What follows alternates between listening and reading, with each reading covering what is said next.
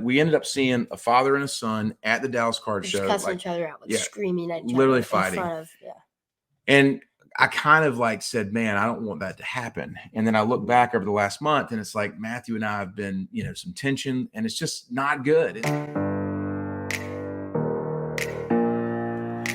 Open up the OJ pop. It's Ham House, come on. Welcome to Ham House. No such thing as too loud. We can't even slow down.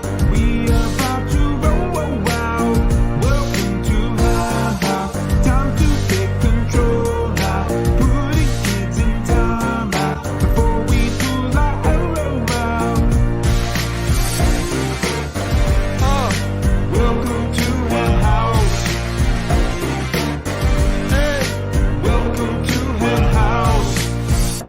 What's up, everybody, and welcome back to Ham House Sports. It's Big Matt and Little Matt, and today is What's Up with Ham House Sports October. This is our third What's Up with Ham House Sports. Big Matt, tell them what we got going on today. Yeah, so today is going to be raw and honest and real. We're going to talk about kind of a tough month for us and Ham House Sports and what we've been doing, and a tough month from just like an emotional perspective. So for those who've been following along, you kind of know our story. We started with nothing about a year ago, and we've had a ton of success over the last year until it got to a point at the National where we were just blown away. We've been connecting with tons of people. We went to the Dallas Card Show, and that was the beginning of September 8th, yeah. Yep. And at that point in time, things just kind of changed. Yeah. Dallas, for us, it was not great. It was not good. It wasn't anything like the National was. It felt just very different. Mm-hmm. We saw how much of the market was driven by just buying and selling and that process. And we just realized that that's not what we wanted. It's not what we want. It's not what we wanted to do. And then we got frustrated at each other, and we started criticizing the deals that we were making. Yeah. And then we started getting frustrated with the market and then the world around us. There's a lot of craziness. And so we kind of lost track.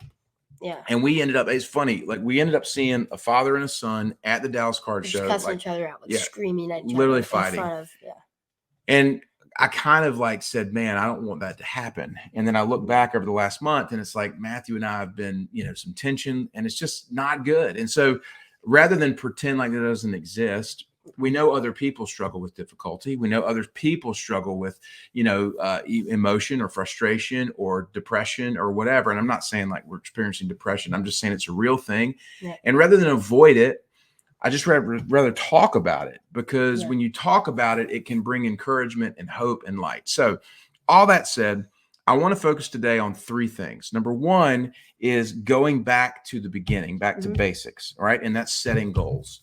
And number two is how to act when things don't go your way. And then number three is celebrating the good things, right? Yep. And so for us, I think number one, Matthew, the past week I've been telling you, Matthew, what's the goal? What's the goal? Yeah. What's the goal? And when you've been going, I don't know. I don't know. But initially you had a goal. I did have a goal. And initially my goal was to go from 0 to 10,000 in sports cards. And I saw Ryan Trahan do his Penny to Cross America series. And we were doing sports cards at the time. So I said, Dad, let's go 0 to 10,000 sports cards. And it came quick. Yeah, and you wanted to do that, and the one thing you wanted was Steph Curry autographed jersey. And so we started in August of last year, and at Christmas, you got the Steph Curry autographed jersey. And we beat the $10,000. And we went to $10,000. And the first of the year, we were just so excited. Yeah. And we were just like loving it, getting into the market, learning so much. And we literally went from like 10,000 to like 70,000 by the end of the National, which was July. Yeah. So you're talking about like 7x growth in like 6 months. Yeah. And we're grading for people, we're selling for people, we're learning the hobby, you're meeting people, you're interviewing people. And it was like this flood of all this stuff. Yeah. And I think I made the mistake of feeling like, oh, we got to go business. And I applied all my business, acumen and knowledge to it. We got to all this other stuff like taxes. And it's really crazy. I'm 13 and I've never been experienced in the world of business. And so it's like, yeah, if the interest rates and this and the economy and all this stuff and taxes, and I'm like, oh my gosh, I don't know what you're saying. You're speaking Chinese right now. And so it's like, it's tough for me to understand, but that's one of my favorite parts of it is I've learned some stuff about actual business and stuff. But yeah, you continue with your thing. Yeah, I so went off on a limb. no, it's fine. But the point is there's great lessons to be learned. Yeah. And one of the lessons in that process of it kind of growing so fast is businesses and people lose direction. And it becomes about something it was never intended to be about. Like we honestly had a goal to go from 0 to 10,000 as a fun little goal. And we exceeded that. And then it just became about making money. Yeah. And if your business is only about making money, your business is going to fail. Yeah. If your life is only about making money, your life is going to fail because money can't make you happy, right? You can do cool things with it. It can be fun, but purpose is greater than any type of profit. And, you know, this is stuff that I speak on publicly and stuff that our nonprofit has worked with. And this is what I'm trying to teach Matthew and also anyone who would listen in the process is you've got to have purpose. You've got to have vision. You've got to have direction. And if you don't have those things, you end up just being in this cycle of trying to make money. And it's always going to end in discouragement and disappointment. Yeah. And that's something that we really realized because something I've noticed. So like we bought example, Ronald Acuna is one of our favorite players. And we bought his first Bowman autograph for $1,300. And we had no intentions on selling it. But we really liked the card. We sold for $1,950 last week. It just shows we bought that card for a hold, but we said, you know what? This guy really wants it. We'll give it to him. We made $650 in a month because we bought the card because we liked it. Another example, we bought a Justin Fields card for $3,800 and we sold it for like $3,400 because all we were trying to do on that card was make money. And what did it just do recently? And it did $1,500 recently. Right. So I guess the point you're making is that if you're in it to make money only and you don't like the card at all, then you get bummed and completely discouraged if it doesn't do well. Yeah. But if you like the card and you buy the card because you like it and you make some money on it, great. But if you're not making money on it, that's okay because you bought it because you like the card. Right. And so we've kind of shifted our focus instead of just buying stuff that we can make money on to actually buying stuff that we like. And like this card, it is $400 and we paid $550 for it. That card is probably worth $750 right now. Right. Because Trey Turner. He's doing really good. Yeah. And so there's just it's been good for us to kind of go back to the beginning and understand the goals. So now, Matthew, where are you and where are we on kind of like the whole goal thing? I genuinely love being on camera. I love interviewing people. And so I had a vision one night. I was like, I want to go interview people. So we were at the NC State game. And I just thought I can interview some of them. I can interview some of the coaches. So I think that'd be cool. So interviewing in the future for Ham House Sports, I think. So the point in that whole conversation was to get you understanding, like rethinking goals. Like if it's just about money and just about cards, it's very narrow.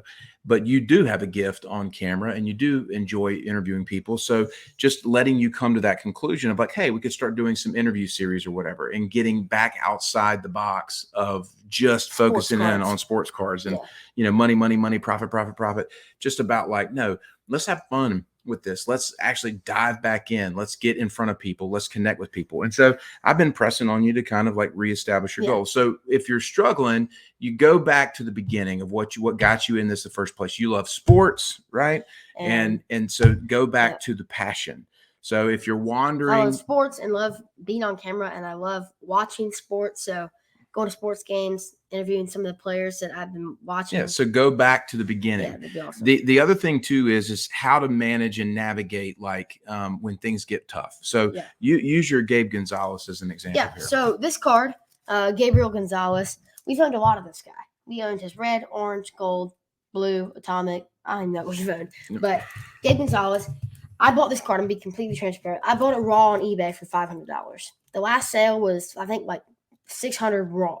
And at the time, PSA 10s were doing like $1,000 to $1,200.